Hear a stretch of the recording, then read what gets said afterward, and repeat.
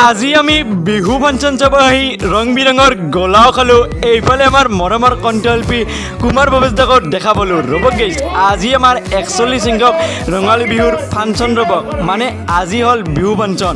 আৰু এইফালে আমাৰ গাঁৱত বিহু ফাংচন চাবৰ কাৰণে মোৰ লগৰ মধুও আমাৰ গাঁৱত আহি পালে। আৰু এইফালে মধুকো আজি বহুত দিনৰ মূৰত লগ পালোঁ। আৰু আমি দুয়োটাই বহুত দিনৰ মূৰত আজি লগ পাই পূৰা অলপ ফূৰ্তিও কৰিলোঁ। আৰু এইফালে খুৰাজনক চাকছোঁ পূৰা কি ধুনীয়াকৈ লাইট জ্বলাই পূৰা বস্তু বিক্ৰী কৰি আছে মাথাত। আৰু এইফালে ধুনীয়াকৈ ৰং বিৰঙৰ পূৰা ঠাণ্ডা ঠাণ্ডা গোলাও খাই ল'লোঁ। আৰু এইফালে আমাৰ যি ফাংচনৰ মেইন বিশেষ আকৰ্ষণ কণ্ঠশিল্পী কুমাৰ ভৱেশদা, আৰু এইফালে কুমাৰ ভৱেশদাও আহি পালে। আৰু সকলোৱে পূৰা ফটো উঠাত ব্যস্ত হৈ আছে।